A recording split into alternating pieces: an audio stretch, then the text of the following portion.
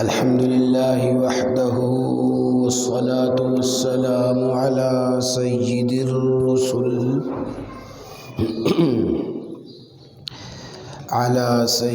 الرسل وخاتم الأنبياء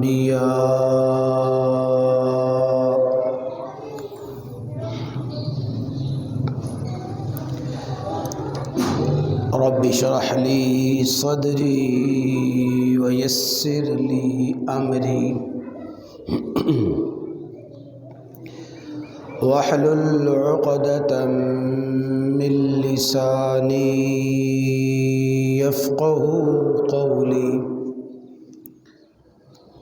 رب زدني علما رب زدني علما رب زدني علما. أعوذ بالله من الشيطان الرجيم. بسم الله الرحمن الرحيم. ما كان للمشركين أن يعمروا مساجد الله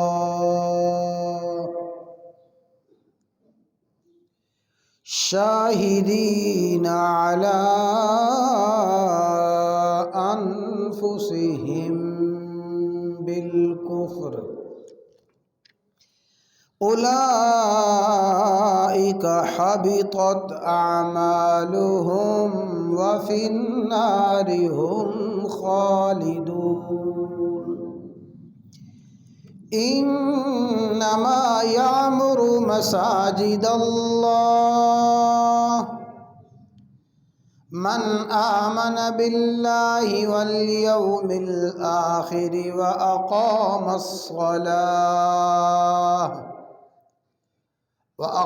الصلاة وآتى الزكاة ولم يخش إلا الله فعسى أولئك أن يكونوا من المهتدين.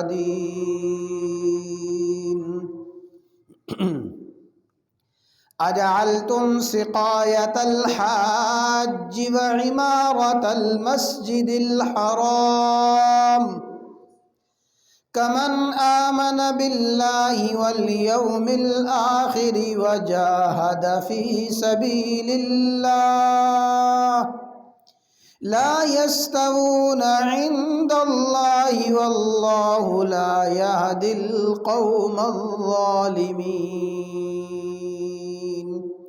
الذين آمنوا وهاجروا وجاهدوا في سبيل الله بأموالهم وأنفسهم أعظم درجة عند الله وأولئك هم الفائزون. صدقت يا رب العالمين وصدقت يا أرحم الراحمين. عن عائشة رضي الله تعالى عنها أن النبي صلى الله تعالى عليه وسلم قال لها عن عائشة رضي الله تعالى عنها أن النبي صلى الله تعالى عليه وسلم قال لها يا عائشة لولا أن قومك حديث عهد بجاهلية أو كما قال النبي صلى الله تعالى عليه وسلم إن الله وملائكته يصلون على النبي يا أيها الذين آمنوا صلوا عليه وسلموا تسلیما. دروشی پڑھ لیں. اللهم صل على محمد وعلى آل محمد كما صليت على إبراهيم وعلى آل إبراهيم إنك حميد مجيد. اللهم بارك على محمد وعلى آل محمد كما باركت على إبراهيم وعلى آل إبراهيم إنك حميد مجيد.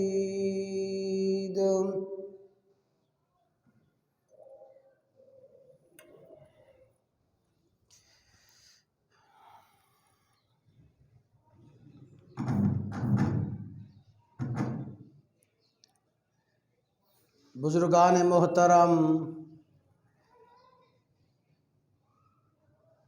برادران اسلام،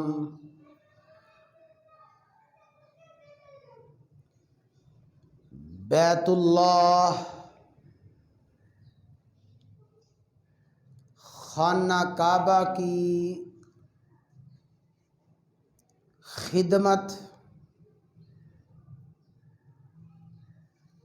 بیت اللہ اور خانہ کعبہ میں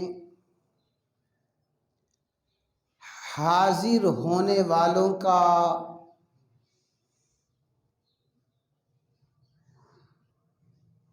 اور زائرین بیت اللہ کی خدمت ہر دور میں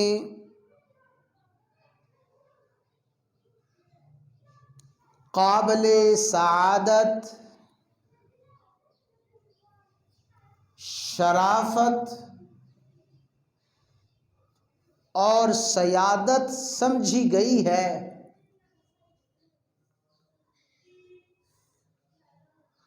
قبل از اسلام یعنی زمانہ جاہلیت میں بھی لوگ بیت اللہ کی خدمت کو، حاجیوں کی خدمت کو، بیت اللہ کے انتظام اور اہتمام کو اپنے لیے بہت بڑا شرف اور بہت بڑی سعادت سمجھتے تھے. اور اکثر و بیشتر اس سعادت کے حصول کے لیے بیت اللہ اور زائرین بیت اللہ کی خدمت کا شرف پانے کے لیے وہ بڑی سے بڑی قربانی اور بڑی سے بڑی جنگ اور بڑے سے بڑے قتال سے بھی دریغ نہیں کرتے تھے. ہر قبیلہ یہ چاہتا تھا، ہر خاندان کی یہ خواہش اور ہر خاندان کی یہ تمنا ہوتی تھی کہ بیت اللہ اور زائرین بیت اللہ کی خدمت کا شرف اسے حاصل ہو.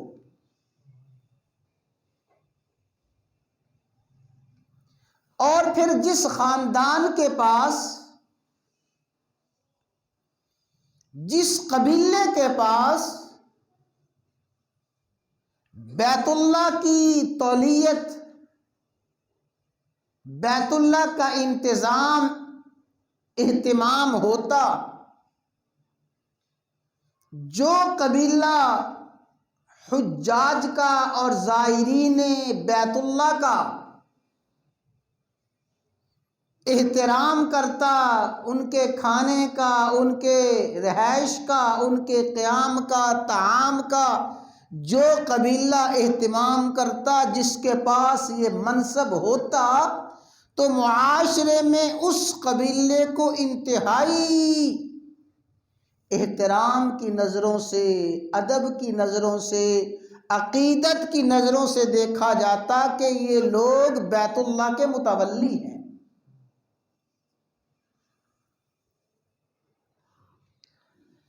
لیکن جو بات میں نے شروع کی ہے اور گزشتہ جمعہ جس عنوان کا آغاز کیا گیا وہ یہ کہ بہت سے قبائل اور بہت سے لوگ ایسے تھے جنہوں نے اس عظیم منصب کو، عظیم سعادت کو آڑ بنا کے اس منصب سے ناجائز فائدے اٹھانے شروع کر دیے تھے۔ جیسے آج کے دور میں اور ہر دور میں رہا ہے کہ کوئی منصب مل گیا، کوئی عہدہ مل گیا، چاہے وہ مذہبی امور کی وزارت کا عہدہ ہو، حجاج کی خدمت کا عہدہ ہو، محکمہ اوقاف کا عہدہ ہو، یا دیگر کوئی بھی عہدہ مل جائے، اللہ تعالی ہی جس کی خاص حفاظت فرمائیں وہ تو بچ سکتا ہے، ورنہ اکثر و بیشتر عہدے دار اپنے مذہبی عہدوں کو، اپنے دنیاوی عہدوں کو اپنی منمانی اور اپنی خواہشات کی بھیڑ چڑھاتے ہیں اور اس عہدے سے، اس منصب سے ناجائز فوائد حاصل کرنا شروع کر دیتے ہیں۔ رسول اللہ صلی اللہ علیہ وسلم کی اعلان نبوت سے قبل جب رسول اللہ صلی اللہ علیہ وسلم کی عمر مبارک 35 سال تھی، چونکہ قریش کے پاس بیت اللہ کا انتظام تھا، قریش کے پاس بیت اللہ کی تولیت اور بیت اللہ کے انتظامات تھے، حجاج کی خدمت کرنا، آنے والے زائرین کو سنبھالنا، ان کی رہائش کا، ان کے طعام کا انتظام کرنا، ساری کی ساری بیت اللہ کی تولیت، خانہ کعبہ کا انتظام، اہتمام قریش کے پاس تھا۔ تو قریش نے رسول اللہ صلی اللہ علیہ وسلم کی 35 سال عمر کے وقت فیصلہ کیا کہ ہم بیت اللہ کو، خانہ کعبہ کو نئے سرے سے تعمیر کرتے ہیں۔ اور پھر قریش نے بیت اللہ کو تعمیر کرنا شروع کیا۔ اب بیت اللہ کی تعمیر بہت بڑی سعادت ہے، خانہ کعبہ کی تعمیر بہت بڑا شرف ہے۔ امام الانبیاء سید الانبیاء سیدنا و مولانا محمد الرسول اللہ صلی اللہ علیہ وسلم نے عام خانہ خدا کے بارے میں فرمایا، من بنا للہ مسجدا بنى اللہ لہ بیتا فی الجنہ، جس شخص نے اللہ کی رضا کے لیے کوئی مسجد بنائی، اللہ تبارک و تعالی اپنی شان کے مطابق ایسے شخص کے لیے جنت میں گھر بنائیں گے۔ اور ایک حدیث میں یوں فرمایا، اگرچہ اس نے چڑیا کے گھونسلے کے برابر مسجد بنائی۔ کیا مانا؟ اس نے مسجد اپنی ہمت کے مطابق، اپنے وسائل کے مطابق بنائی، وسائل کم تھے، ہمت کم تھی، چھوٹی مسجد بنا دی، لیکن محض اللہ کی رضا کے لیے بنائی۔ جس نے اللہ کی رضا کے لیے کوئی چھوٹی سے چھوٹی مسجد بنائی، اللہ تبارک و تعالی ایسے شخص کا جنت میں گھر بنائیں گے۔ تو جب عام مسجد کی تعمیر اتنا بڑا شرف ہے،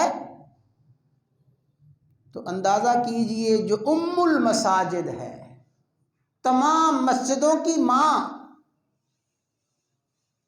ام المساجد، تمام مسجدوں کی بنیاد، یہ جتنی دنیا جہان کی مسجدیں ہیں یہ بیٹیاں ہیں، اور ان کی ماں مسجد حرام ہے۔ کعبہ کی بیٹیاں ہیں یہ دنیا جہان کی مسجدیں، اور آج کل کی اصطلاح میں یوں کہہ لیجئے یہ دنیا جہان کی مسجدیں یہ برانچیں ہیں، اور ان کا ہیڈ آفس وہ بیت اللہ ہے۔ عام شاخ کو، عام برانچ کو بنانے کا اتنا اجر ہے، تو جو مرکز ہے، جو اساس ہے، جو ہے اس کو بنانے کا کتنا اجر ہوگا۔ تو قریش نے بیت اللہ کی تعمیر شروع کر دی، لیکن جیسے میں نے ابھی عرض کیا کہ بیت اللہ کے متولی ہونے کے ناطے اور بیت اللہ کے منتظم ہونے کے ناطے انہوں نے تعمیر بیت اللہ میں بھی من مرضیاں شروع کر دی۔ ابھی اس کی تفصیلات میں عرض کرتا ہوں، چونکہ ان کو روکنے والا کوئی نہ تھا، یہ بیت اللہ کے متولی تھے، خانہ کعبہ کے متولی تھے، ان کے پاس انتظام اہتمام تھا۔ انہوں نے تعمیر بیت اللہ میں بھی منمانیاں کی، اپنی مرضیاں کی، اور مقصد کیا تھا؟ احادیث میں اس کو بیان فرمایا گیا۔ بیت اللہ کی تعمیر میں منمانیاں کی، اپنی مرضیاں کی، اپنی خواہش کے مطابق، اپنی مرضی کے مطابق بیت اللہ کو تعمیر کیا۔ غرض یہ تھی، مقصد یہ تھا کہ بیت اللہ پہ ہمارا ایسا قبضہ ہو، خانہ کعبہ پہ ہمارا ایسا کنٹرول ہو، جس کو چاہیں بیت اللہ میں داخل ہونے دیں، جس کو نہ چاہیں بیت اللہ میں داخل نہ ہونے دیں، کوئی شخص ہماری مرضی کے بغیر خانہ کعبہ کے اندر داخل نہ ہو سکے، اصل قبضہ ہمارا ہو، اصل کنٹرول ہمارا ہو، ہم ہی اس کے متولی ہیں، ہماری مرضی کے بغیر کوئی بھی خانہ کعبہ میں داخل نہ ہو سکے۔ ان کا اصل مقصد یہ تھا، جس کو حدیث مبارکہ میں کھلے الفاظ میں بیان فرمایا گیا ہے۔ قریش نے کیا کیا؟ بیت اللہ تعمیر کرتے وقت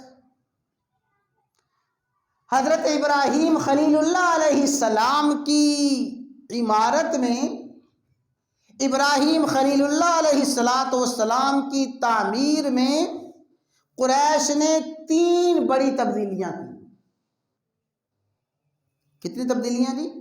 3 تبدیلیاں جو اساس ابراہیم بنائے خلیل کے خلاف تھیں۔ خلیل اللہ نے بنایا تھا خانہ کعبہ، اور بنایا تھا اللہ کے حکم کے مطابق۔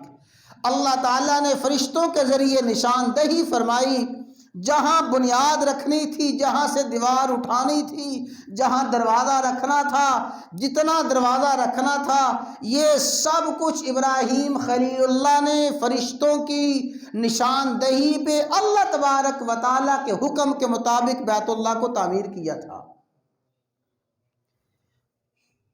ابراہیم خلیل اللہ علیہ السلام کی تعمیر یہ تھی کہ بیت اللہ کا جو دروازہ تھا، بیت اللہ کے دروازے کی چوکھٹ بالکل زمین کی سطح کے برابر تھی۔ چوکھٹ، بیت اللہ کا دروازہ زمین کی سطح کے برابر تھا، اور ایک دروازہ تھا مغربی سمت میں، ایک دروازہ تھا مشرقی سمت میں۔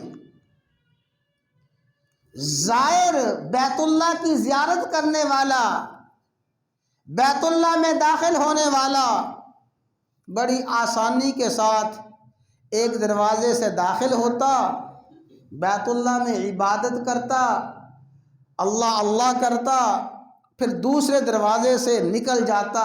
ایک دروازہ داخلے کے لیے، ایک دروازہ خارج ہونے کے لیے، اور بیت اللہ کے دروازے کی سطح کہاں تھی جی؟ زمین کے برابر تھی، چوکھٹ زمین کے برابر، ایک داخلے کے لیے ایک خارج ہونے کے لیے۔ یہ تھا ابراہیم خلیل اللہ علیہ السلام کی تعمیر میں، اور ابراہیم خلیل اللہ علیہ السلام کی بنا میں بیت اللہ کا نقشہ، سطح زمین کے برابر تھی، دروازے 2 تھے، اور بیت اللہ کی دیواریں جہاں پہ آج حتیم کا حصہ ہے اور وہ میزاب ہے، پرنالہ میزاب رحمت، اس وقت جو بیت اللہ کی یہ دیوار ہے میزاب رحمت والی، پرنالے والی، یہ دیوار کم و بیش 6 ہاتھ باہر تھی، 6 ہاتھ باہر تھی۔ اور یہاں پہ ایک مسئلہ بھی سمجھ لیں کہ آج جو حتیم ہے بڑی وسیع شکل میں، بیک وقت کئی 100 حجاج اس میں داخل ہو سکتے ہیں اور بیٹھ سکتے ہیں، کھڑے ہو سکتے ہیں۔ یہ سارے کا سارا حتیم بیت اللہ کا حصہ نہیں ہے۔ 6 ہاتھ تقریباً جو بخاری شریف کی روایت میں بیان فرمایا گیا، وہ 6 ہاتھ کا حصہ ہے تقریباً میزاب رحمت، پرنالہ جہاں تک ہے اس کے کم و بیش اتنا حصہ بیت اللہ کی زمین کا اور بیت اللہ کا حصہ ہے۔ اس سے اگلا حصہ وہ عام مسجد کا حصہ ہے، بیت اللہ کا حصہ نہیں ہے۔ اللہ تعالیٰ توفیق عطا فرمائے، اگر حتیم میں داخلے کی اللہ تعالیٰ سعادت عطا فرمائے تو جو بالکل بیت اللہ کی دیوار ہے، بیت اللہ کی دیوار کے ساتھ لگ جائیں، حتیم کے نیچے آ جائیں، جو بیت اللہ کی دیوار کے ساتھ لگ گیا اور 6 ہاتھ کے بقدر اس حصے میں رہا جس کو یہ سعادت مل گئی، وہ سمجھیں کہ خانہ کعبہ کے اندر داخل ہو گیا ہے۔ سارے کا سارا حتیم وہ خانہ کعبہ کا حصہ نہیں ہے۔ تو قریش نے تیسری تبدیلی یہ کی کہ یہ جو حتیم والا حصہ ہے اس کو باہر نکالا اور خانہ کعبہ کا اندر والا حصہ چھوٹا کر دیا۔ اس کی ایک غرض یہ تھی، یعنی یہ جو تبدیلیاں تھیں اس کا ایک مقصد یہی تھا کہ بیت اللہ پہ ہمارا تصرف ہو، ہمارا قبضہ ہو، ایسا کنٹرول ہو جیسے ہم چاہیں، جس کو چاہیں خانہ کعبہ کے اندر داخل ہونے دیں، جس کو نہ چاہیں نہ داخل ہونے دیں۔ لہذا انہوں نے یہ کیا کہ سطح زمین سے بیت اللہ کا دروازہ اٹھایا اور اٹھا کے اتنا بلند کر دیا جو حصہ اور جو سطح آج ہے کہ کوئی اچھے قد والا آدمی اگر اپنا ہاتھ بلند کر کے اوپر اپنا ہاتھ رکھے گا اس کا ہاتھ چوکھٹ پہ جائے گا۔ اندر داخل ہونے کے لیے سیڑھی کو استعمال کیا جاتا ہے۔ پہلی تبدیلی یہ کی کہ سطح زمین سے دروازہ اوپر کر دیا، اور دوسری تبدیلی یہ کی کہ 2 دروازے کی بجائے 1 دروازہ کر دیا۔ تیسری تبدیلی یہ کی کہ وہ حتیم والا حصہ باہر نکال دیا، خانہ کعبہ تعمیر ہو گیا۔ بخاری شریف کی روایت ہے رسول اللہ صلی اللہ علیہ وسلم نے ام المومنین سید عائشہ صدیقہ سے فرمایا، یا عائشہ لو ان قومکی لولا ان قومکی حدیث عہد بجاہلیہ، اے عائشہ اگر یہ قوم جاہلیت سے نئے نہ نکلے ہوتے، یہ سارے مکے والے یہ جاہلیت کو چھوڑ کے نئے اسلام میں داخل نہ ہوئے ہوتے، یہ قریشی خانہ کعبہ کو بنانے والے چند سال پہلے زمانہ جاہلیت میں تھے، انہوں نے خانہ کعبہ کو تعمیر کیا۔ اگر یہ جاہلیت سے نئے نئے نہ نکلے ہوتے تو عائشہ میں خانہ کعبہ کو ویسے ہی بناتا، انہی بنیادوں پہ بناتا جو بنیادیں میرے باپ ابراہیم علیہ السلام نے رکھی تھی۔ اور پھر آپ نے اس کی تفصیل بیان فرمائی کہ میرے باپ ابراہیم نے ایک شرقی دروازہ بنایا، ایک مغربی دروازہ بنایا، میرے باپ نے سطح زمین کے برابر دروازہ رکھا اور یہ حتیم والا حصہ اندر تھا۔ قریش نے یہ ساری تبدیلیاں کی ہیں۔ عائشہ اگر یہ قریشی نئے نئے مسلمان نہ ہوئے ہوتے تو میں خانہ کعبہ کو ویسے ہی بناتا جیسے ابراہیم خلیل اللہ علیہ السلام نے بنایا تھا۔ یہ رسول اللہ صلی اللہ علیہ وسلم نے سیدہ عائشہ صدیقہ رضی اللہ تعالیٰ عنہا سے ارشاد فرمایا، اور آپ نے اس کی وجہ بھی بیان فرما دی کہ اس لیے میں خانہ کعبہ کی عمارت کو چھیڑتا نہیں، اس میں رد و بدل نہیں کرتا۔ لوگ فتنہ برپا کریں گے کہ دیکھو ہمارے باپ دادا کی بنائی ہوئی عمارت گرا دی گئی، ہمارے باپ دادا کی عمارت کو برداشت نہیں کیا گیا، فتنہ کھڑا ہوگا۔ حضرت عائشہ صدیقہ رضی اللہ تعالیٰ عنہا نے یہ حدیث بیان فرمائی۔ پھر آپ کا دور حیات، دور نبوت گزرا، سیدہ صدیق اکبر کا دور خلافت آیا، فاروق اعظم، عثمان غنی، حضرت علی المرتضیٰ رضی اللہ تعالیٰ عنہ، زمانہ گزرتا گیا، حتیٰ کہ خانہ کعبہ پہ حضرت عبداللہ بن زبیر رضی اللہ تعالیٰ عنہما کی حکومت آ گئی۔ اور عبداللہ بن زبیر رضی اللہ تعالیٰ عنہما نے اس وقت بغاوت کی تھی خاندان بنو امیہ کے بادشاہ عبد الملک بن مروان سے۔ عبد الملک بن مروان سے بغاوت کر کے خانہ کعبہ یعنی شہر مکہ پہ اپنا قبضہ، اپنا تسلط قائم کر لیا تھا۔ اس وقت حضرت عبداللہ بن زبیر نے فرمایا، لوگو میری خالہ جان نے جو کچھ مجھے سنایا تھا میں نے بھی سنا ہے، اور میری خالہ جان سے وہ فرمان رسول سننے والے آج بھی موجود ہیں۔ رسول اللہ صلی اللہ علیہ وسلم کی خواہش یہ تھی کہ خانہ کعبہ کو ایسے بنایا جائے، لیکن آپ نے اپنی حیات طیبہ میں ایسا نہ کیا اور باقی خلفاء کو موقع نہ ملا، تو لوگوں میں بیت اللہ کو ویسے ہی بناؤں گا جیسے رسول اللہ صلی اللہ علیہ وسلم کی خواہش تھی اور جیسے بیت اللہ ابراہیم خلیل اللہ علیہ السلام نے بنایا تھا، ویسے ہی بیت اللہ کو بناؤں گا۔ تو عبداللہ بن زبیر نے یہ عظیم الشان کارنامہ سر انجام دیا کہ عبداللہ بن زبیر نے خانہ کعبہ کی عمارت کو منہدم کیا، پھر اس کا جو مین دروازہ تھا اس کو زمین کی سطح پہ لائے، اور پھر 2 دروازے رکھے، مشرقی سمت میں، مغربی سمت میں، اور پھر یہ حتیم والا حصہ اندر کیا۔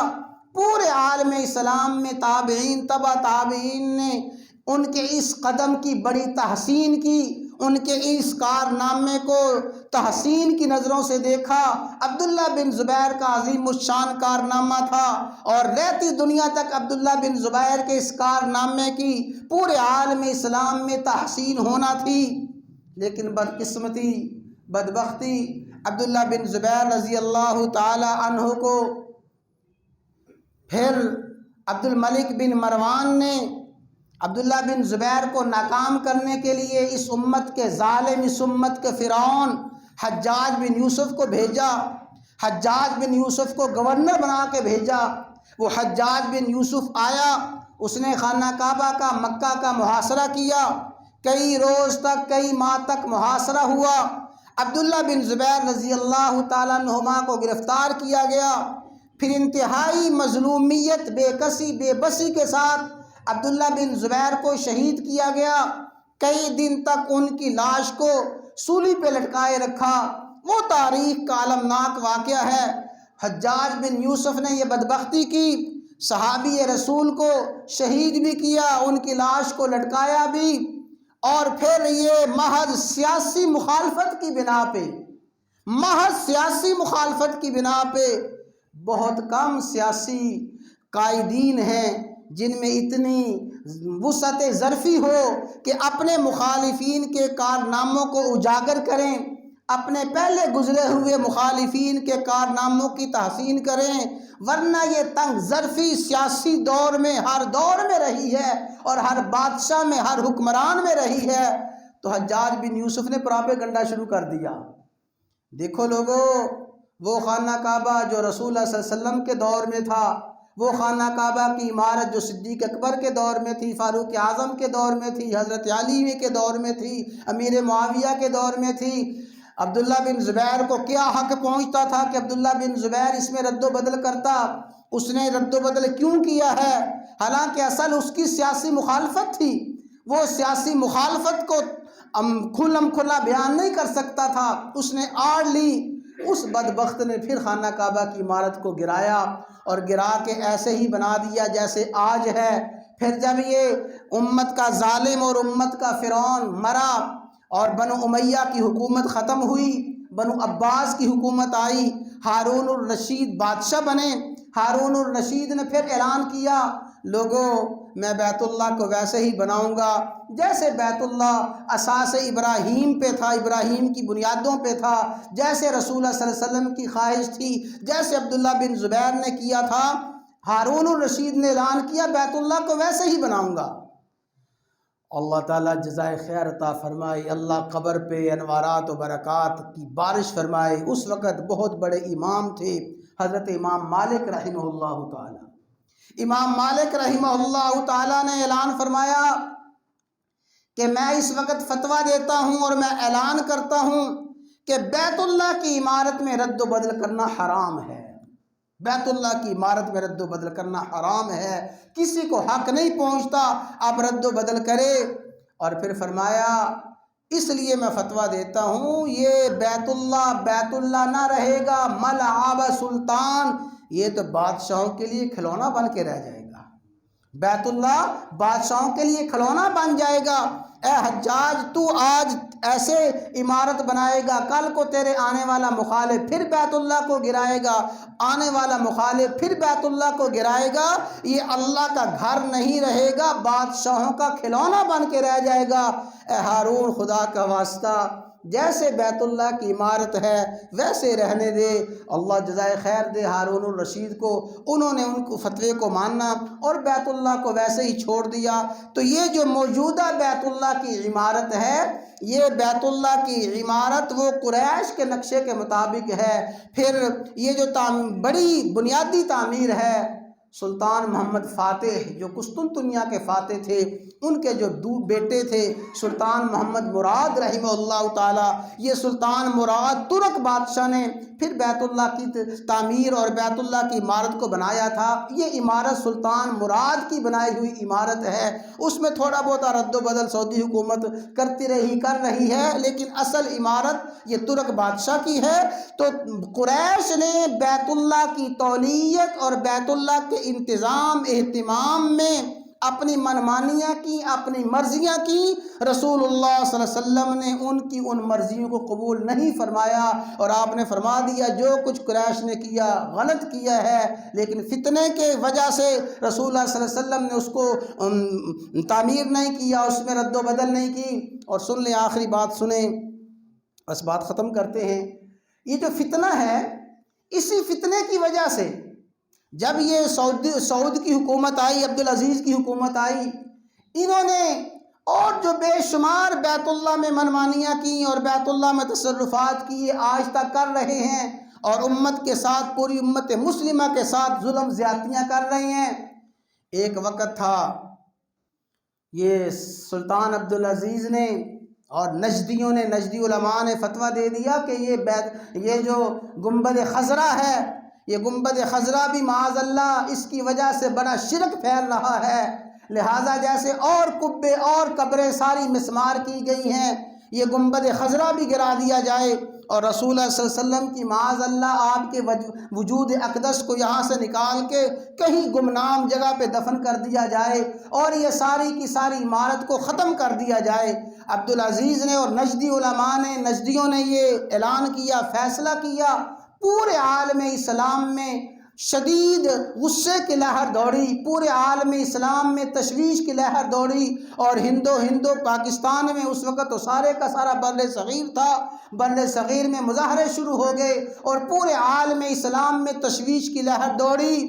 اور میں آپ کو بتانا چاہتا ہوں 1927 میں پھر ہندوستان سے علماء کا ایک وفد گیا، اور اس علماء کے وفد نے جا کے سلطان عبدالعزیز سے ملاقات کی، نجدی علماء سے ملاقات کی اور ان کو بتایا، سمجھایا۔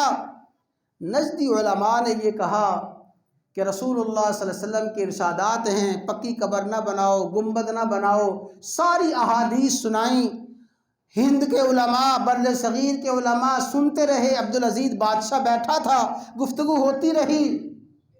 پھر ہندوستان کے علماء نے اپنا نمائندہ اور اپنا نمائندہ بنایا، تحریک پاکستان کے بہت بڑے رہنما کو، اس وقت کے بہت بڑے عالم علامہ شبیر احمد عثمانی رحمہ اللہ تعالیٰ کو۔ علامہ شبیر احمد عثمانی سے کہا گیا کہ آپ کھڑے ہو کے کچھ فرمائیں، یہ جو نجدی علماء نے حدیثیں بیان کی ہیں، ان حدیثوں کا کوئی جواب دیں۔ تو اس وقت علامہ شبیر احمد عثمانی رحمہ اللہ تعالی، جو بر صغیر کے ممتاز عالم تھے، تحریک پاکستان کے بہت بڑے قائد ہیں، علماء دیوبند کے سرخیر ہیں، علامہ عثمانی رحمہ اللہ تعالی کھڑے ہوئے اور فرمایا کہ نجدی علماء، تم نے جو احادیث بیان کی ساری کی ساری صحیح احادیث ہیں، کسی میں کوئی اختلاف نہیں ہے، جو کچھ تم نے کہا حق کہا۔ لیکن علماء نجد، وہ بخاری شریف کی حدیث بھی تو یاد رکھو، رسول اللہ صلی اللہ علیہ وسلم نے فرمایا تھا کہ عائشہ، میرا دل تو چاہتا ہے خانہ کعبہ کو ویسے ہی بناؤں جیسے میرے باپ ابراہیم نے بنایا تھا، لیکن یہ قوم نئی نئی مسلمان ہوئی ہے، فتنہ برپا ہوگا۔ رسول اللہ صلی اللہ علیہ وسلم نے فتنہ کی وجہ سے خانہ کعبہ کی عمارت میں رد و بدل نہیں کیا، حالانکہ آپ رد و بدل کرنا چاہتے تھے۔ اے علماء نجد، اس وقت پورے عالم میں، پورے عالم اسلام میں اشتعال ہے، پورے عالم اسلام میں غم و غصہ ہے، تمہارے اس قدم کی وجہ سے پورے عالم اسلام میں مزید اشتعال پیدا ہوگا۔ خدا کے لیے جیسا گنبد خضرا بن گیا ہے ویسا ہی رہنے دو، اس میں کوئی رد و بدل نہ کرو۔ اس زوردار طریقے سے یہ بخاری شریف کی حدیث کو دلیل بنا کے گفتگو کی، سارے کے سارے نجدی علماء لاجواب ہو گئے۔ عبدالعزیز کہتا تھا کہ اے علماء نجد، اس ہندی عالم کی باتوں کا جواب دو، ہندی عالم نے جو کچھ کہا ہے اس کا جواب دو، لیکن جواب تو بنتا نہیں تھا۔ علامہ شبیر احمد عثمانی رحمہ اللہ تعالیٰ کے اس خطاب کے بعد اور اس گفتگو کے بعد پھر متفقہ فیصلہ کیا گیا کہ گنبد خضرا جیسا ہے ویسے ہی رہنے دیا جائے، اس میں کوئی رد و بدل نہ کیا جائے۔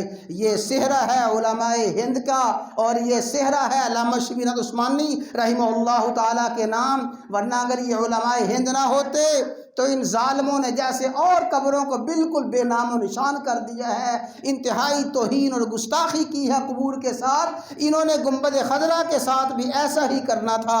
تو حضرات گرامی، بیت اللہ اللہ کا گھر ہے، اس کا انتظام اہتمام بہت بڑی سعادت ہے، لیکن کوئی بھی بادشاہ، کوئی بھی حکومت اس کو آڑ بنا کے من مانی اپنی مرضیاں نہیں کر سکتی۔ اسی پہ انشاءاللہ عزیز مزید گفتگو ہوگی۔ اللہ تعالی ہر مسلمان کو بار بار بیت اللہ اور روضہ رسول اللہ صلی اللہ علیہ وسلم کی زیارت سے مشرف فرمائے۔